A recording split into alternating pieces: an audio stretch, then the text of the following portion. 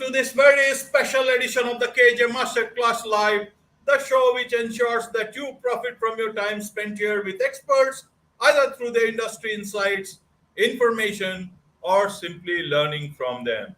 And today we have Dr. Rachel Wellner. Wellner, she is the author of Doctoroo series of children's books. She is a board-certified general surgeon, a fellow of the American College of Surgeons, and Society of Surgical Oncology-trained breast oncology surgeon. And she's the founder of startup called Caelum Diagnostic Solutions that will help with the goal to identify cancer edges intraoperatively. There are so many things, very well educated, great surgeon, great author. We will come, and that is why we will be discussing about how to teach children good habits. And you are the best person, you are the master for today. We'll talk about that. But first, to understand from you, Dr. Rachel, is about your relationship with India. You have been here, if I understand, as the underserved regions in Nicaragua, Guatemala, including India. So tell us I've about been that. to India twice, to the northeast area, starting in Delhi, moving into Shimla on my first trip. On the second, we moved into Ladakh and Chandigarh, and ended up in the most remote regions in the Himachal Pradesh. So, people who never see doctors, never get medical care. So I went with a team of, at the time I was a medical student, but I went with a team of surgeons, nurses, general doctors, infectious disease doctors, and we did our best to provide as much care as possible for as many patients as possible. Wonderful. And when was that? Twice. 1998 and 2000. Okay. Great. And since then, a lot of things have changed. India has. I know, but I have a big place in my heart for India. I really do. And what a vast country, what a diverse country. I have to say it was a little bit like drinking from a fire hose, because everywhere you go, people are speaking different dialects, different languages, different religions, different cultures, different backgrounds. It's fascinating. As it's just a fascinating place. So it would take a lifetime to discover the whole country, in my opinion. Absolutely. That's that. But it's nice to know you have been to this part of the world and contributed to the health and to the health. I always, as a little bit of a younger person, I established multiple rotations in I would say underserved places to try to help the urban poor and help with their plight. A lot of whom never got any medical care whatsoever, and many of whom were very, very sick. And try to provide them with sustainable solutions, so that when me and my team would leave, they were left with a lot of knowledge as to how to care for themselves on certain levels. So I was highly involved in that before, I became a surgeon and then had a practice and couldn't just take off so easily, but it was one of my passions. So. Absolutely. That's why I thought top of the show I'll ask you about India, and then now from Dr. Rachel to Doctoroo series of children's books. Help us understand the reason that transition. Absolutely. And that's such a great thing. You are contributing to the understanding for the children, their parents, and everyone else. Because if you start young, understanding about health, then you will be able to take care of your health all your life. There's no question. First of all, it's a good segue because Doctoroo is a traveling doctor. So I partially based that feature of what she does on my own experience of traveling to different places. So, I wanted to introduce cultural competence and competency into the book for kids. And I thought it also added to the excitement element that, to have a doctor based in Australia, because she is the kangaroo doctor. Her name is Dr. Marsha Rue. Okay. But if you take out the Marcia, she's Doctoroo. And at the same time, it's kind of like her superhero name in a way. Like when she gets a medical problem and her brain starts thinking, and she's got a pouch that starts kicking and sparkling where she keeps all of her medical supplies, she becomes Doctoroo. So once she's in Doctoroo mode, she pilots a plane to wherever it is that she's got to go to, and she goes to solve a medical problem for usually a subset of kids represented by animals. And the problems are generally very basic health problems. But I use the technique of what's called a differential diagnosis that you have in medicine. So if you have a patient come in with an unknown diagnosis, you usually go through, you triage them through a series of different possibilities as to what could be going wrong. Is it an infection? Is it from trauma? Is it from a birth defect? Is it from cancer, et cetera, et cetera? So you go through all the different possibilities, and you narrow everything down until you arrive at the diagnosis. So that's the mechanism that I used in each of the books. So specifically, like Doctoroo, in the case of the Red Hot Hawaiians, the piglets who are supposed to be dancing in the luau, all of a sudden are having trouble dancing because their skin is red and itchy and scaly. So Doctoroo comes down, and first it's a mystery, and she checks it out. She looks to see if it's poison ivy, which is endemic to Hawaii. She looks to see there's a special banana spider that can bite and cause a reaction. So we look at the banana spider, who says, buzz off, I'm working on my web design. So there's some humor built into the text. And she looks into volcanic ash, because fumes from volcano can turn the skin red from carbon monoxide and other particulate matter. Until I don't want to give away the goose, but it's a book about sun protection. So she realizes that there's been some deforestation where they've been practicing, and they've been getting sun exposure without using protection. And we put in a little, I have a publishing team, but I put in a little nursery rhyme, song, so that you can remember how to apply your UV block, your sunblock, and then they happily dance at the festival. So that's kind of how the book works, and the other books work in a similar fashion. Right. Tell us a bit more about. It's a series, isn't it? And you It deal is. with So different. it really is. It's supposed to start with Doctoroo in the case of the Picnic Pirates. So the Cubs of Washington D.C. or nearby Virginia, Doctoroo gets a call. The Cubs actually in the wild tumble. Okay, they actually do this in real life.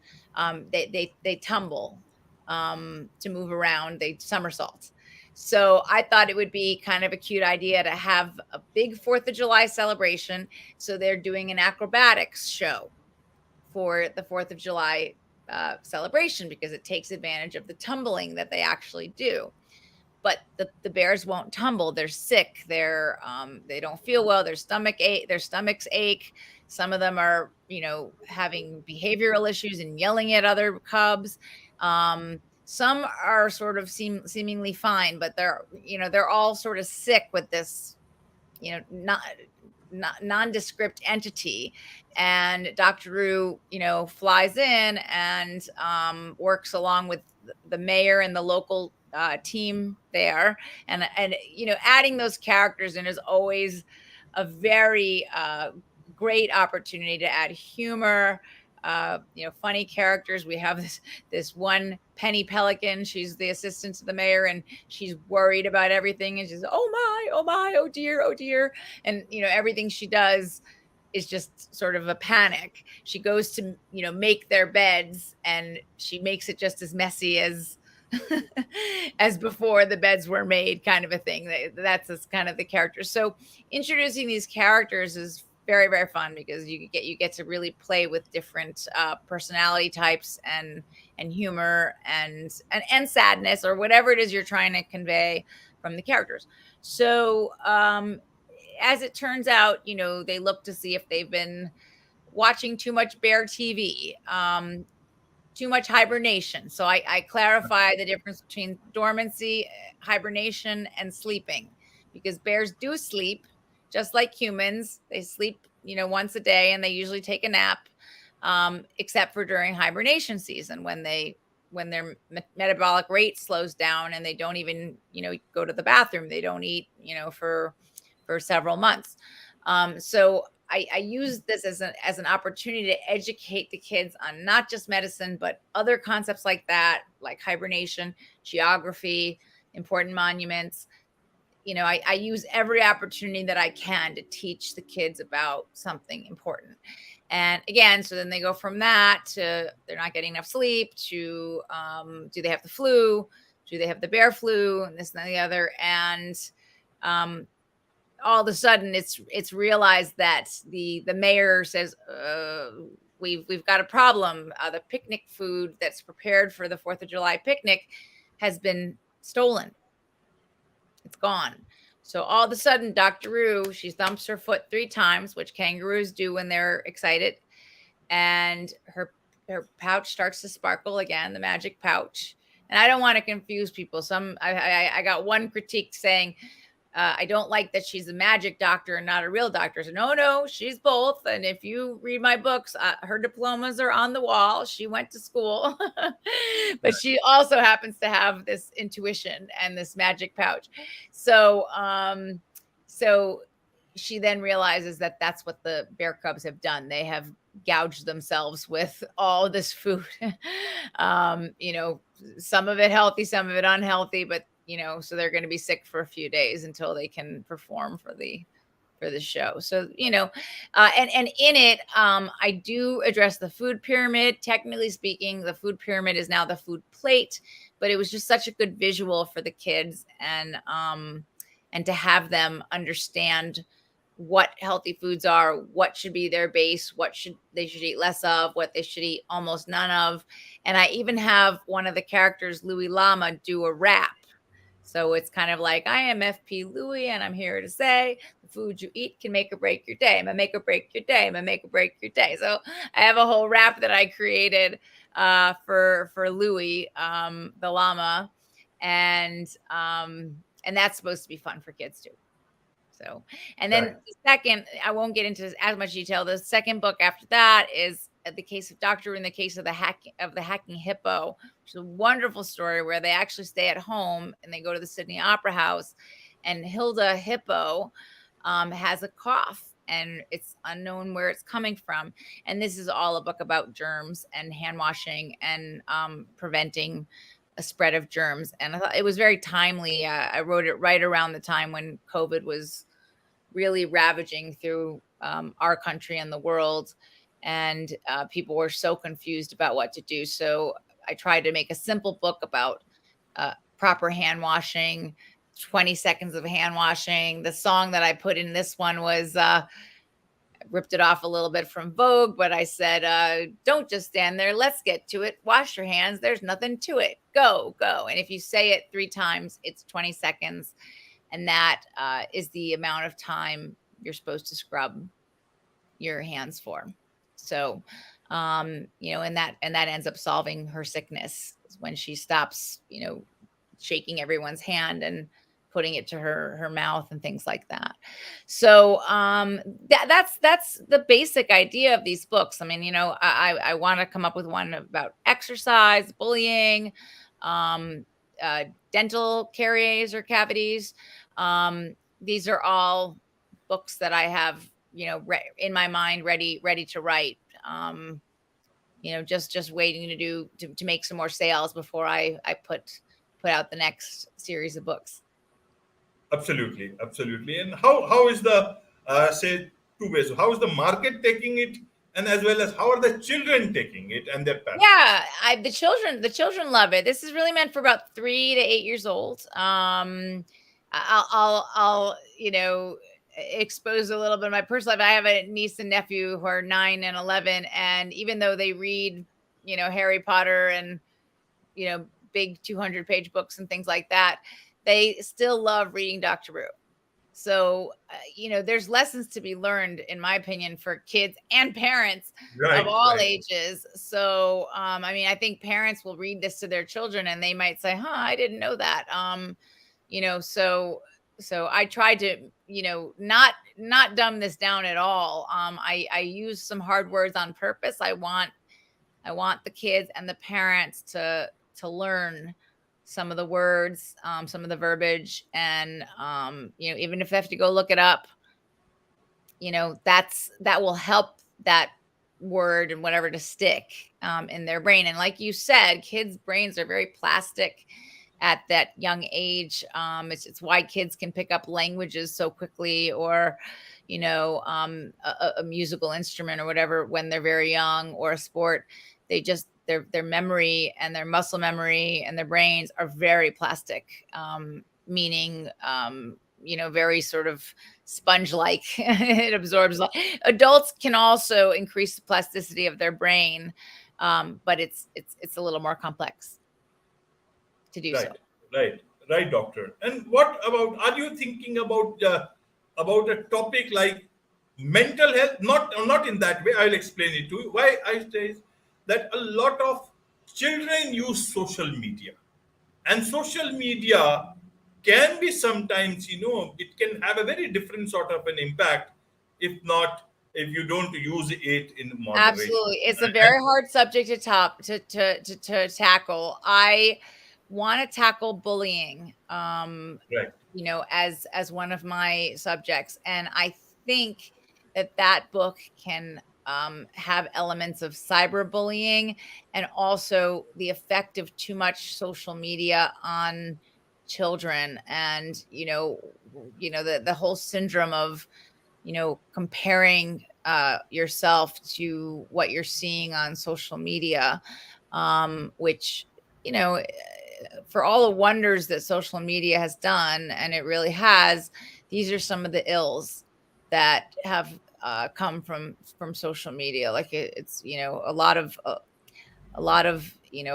lack of self-esteem, and poor coping skills as a result of literally looking at images and comparing your life to what seems like this perfect life, but most of it's curated and staged for everybody else to think that person's doing all these incredible things or whatever it is. I'm not saying it's all a farce of some sort. Of course it's not.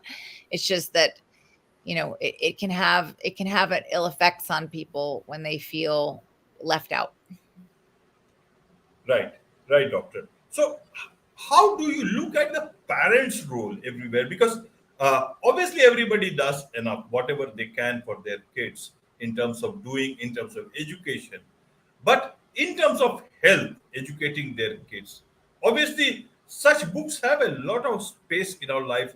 How can parents utilize such books to, not just leave children to read it and understand it, but also, make it a part in such a manner that, the message for which you have written this book that actually uh, gets passed to the children in the real sense. And Absolutely. Well, I very deliberately made these books very practical. I did not make them didactic.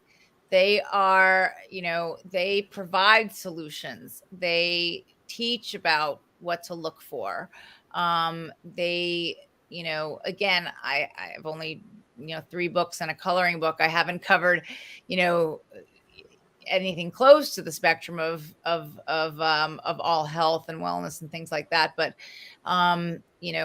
obviously taking a bite out of it. And again, they're very practical books with practical guidelines, and everyone coming away from reading this books because of a couple things. I would say, first of all, I have this amazing illustrator, Irina Dringova, who's in the Ukraine, and she, if you look at these books, the artistry is unreal. She made it really come to life. So having those illustrations really drive home that point. It sticks in your memory. There's many types of learning, right? So there's learning from reading and educating and talking and hearing, but there's also visual learning. There's olfactory learning, which is your sense of smell. There's multiple ways that a person can learn things. Tactile learning, what you touch.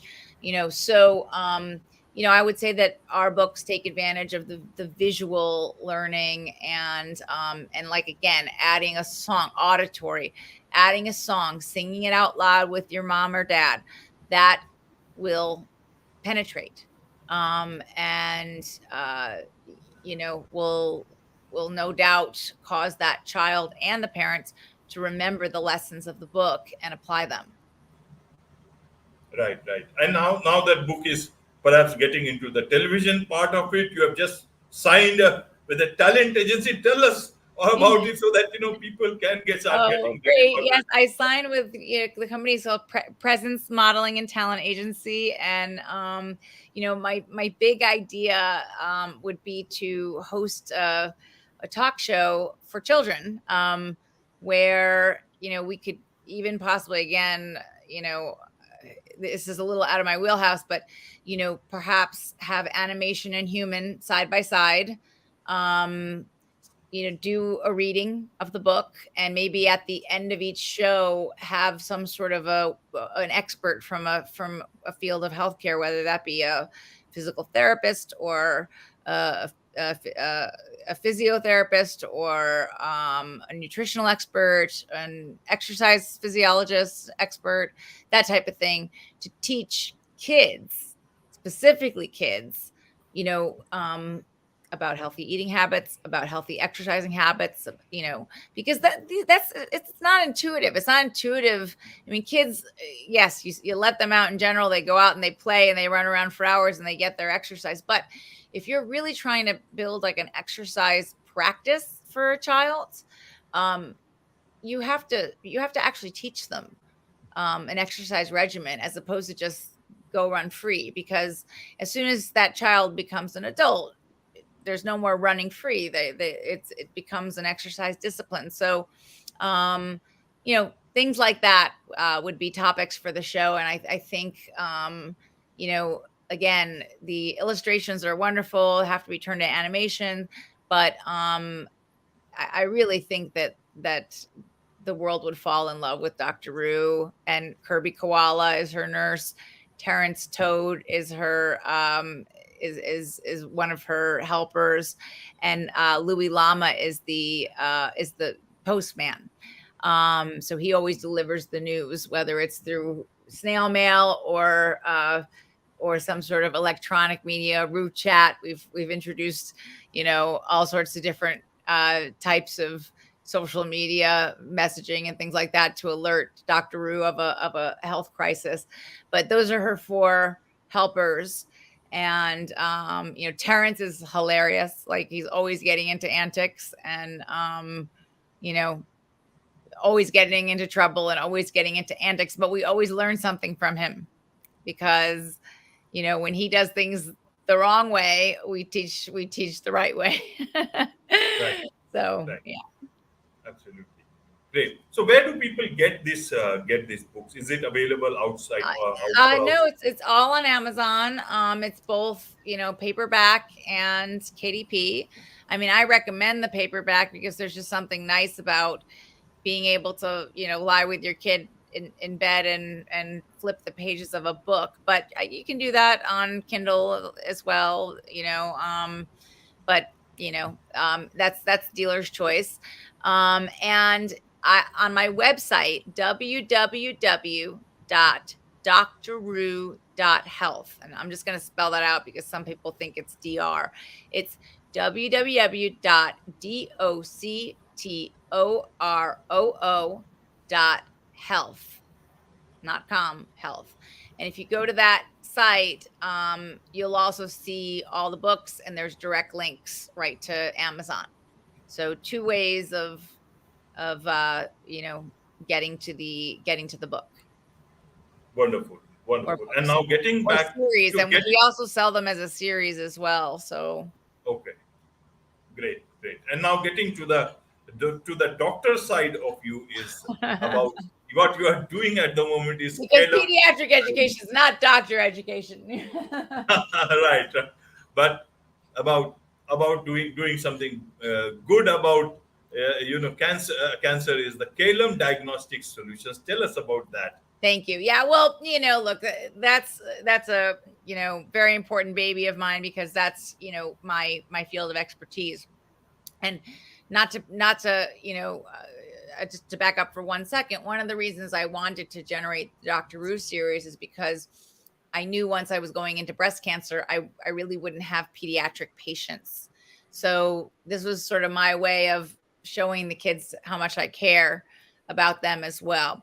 But in terms of my clinical practice, I spent decades in surgery and cancer surgery, breast cancer, treating patients. And, one of the big problems that the patients would complain about, and that, I'd complain about, and the hospitals would complain about, is the fact that when you do a biopsy on a suspicious area, in my case, in the case of breast, on a mammogram or an ultrasound, something that looks funny, and a biopsy is done, it takes anywhere between 2 days and sometimes 10 days for the routine pathology analysis to occur. So that is a devastating time period for those patients. They are a mess while waiting to find out if they have cancer or not. So with Caelum, I discovered a technology that that can actually take what's called like a molecular image, a molecular picture, like comparing the metabolic rate of cancer versus non-cancer, generate an image, sort of a calculation, and can let you know, based on certain properties of the cancer, whether you've got cancer or not in that specimen. So that's point of care diagnosis. As soon as the patient finishes her procedure, her biopsy, not so much in the OR as much as it's in the office or a place where the biopsy is done. Sometimes it's in the operating room, but they come out and they can learn what their diagnosis is. Obviously putting into place the right practitioners to deliver the news, but right away you can start getting the patient ready for her treatment plan. Now, I don't want to give the impression that this is only breast cancer. We plan to do this for colon, prostate, skin, lung, to start, and then getting into pancreas, liver, stomach, head and neck, thyroid, and some of the less common cancers. But this technique is a platform technology and can be used for all solid cancers. Great, great. This is nice to know that technology is progressing, that you are bringing new technology into practice, and this is something a lot of word can also spread that this is something available today in the US, maybe tomorrow. Well, it's not available today. We're in the building process right now. We're building it, and then there is a process. You have to test it and then get FDA approval. So this is a several year project. I'm not going to lie and tell you that it's going to be available on the market tomorrow. It's not. I wish it could, but the FDA alone, the approval process can take a year or two or more. So we think we're going to be fast tracked because of the way that we're using this technology, and how we're not causing any damage to the patient, because we're doing all the testing on the specimens once they've been extracted from the patient already. So, we don't think that there'll be a very large barrier to acceptance. Okay, so if I may ask you, when do you see that as some sort of a timeline for yourself? That okay, so by 2026, we will start to just for my financials, make a profit. So we'll start to be selling the unit. We'll start to generate revenue because we'll start selling the unit commercially. And then by 28 is when we break even.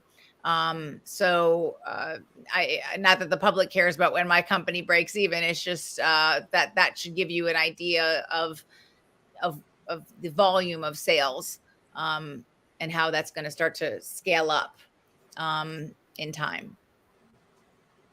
Great. So it's not that long. We're in 2023. It's a couple years from now. Within 3 years, we'll be selling this device. That's our plan. Right. It's nice to know about such a thing that is coming, and I'm sure. Oh, thank you. That's a great.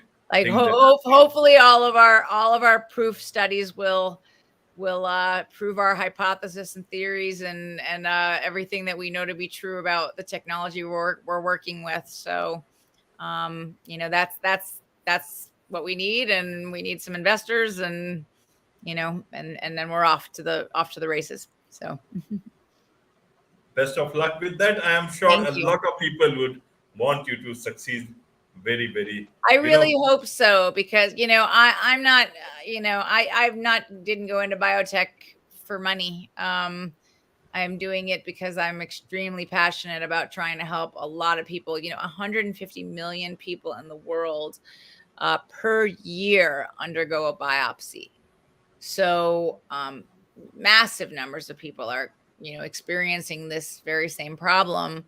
And that number is supposed to go up by 3% each year for the next 10 years. And so, it doesn't mean that's not the level of cancer in the world, but there's enough people undergoing biopsies, having some suspicious lesions that need to be checked out. And it's very stressful on patients. As you can imagine, I don't know if you've ever had personal experience or a family member or whatever having undergone that sort of biopsy test, like what that waiting period is like. Many of my cancer patients have told me that the waiting period was worse than the cancer diagnosis. So with a lot of hope and also understanding of the book, which is also again about a whole lot of hope that the kids will understand about health better, take care of themselves better, so that they do not come under any sort of a health problem later in the future. It's a wrap on this very special edition of the KAJ Masterclass Live. Thank you so much indeed for joining us. Thank you for having me, and stay healthy, everybody. Thank you. Take care. Okay.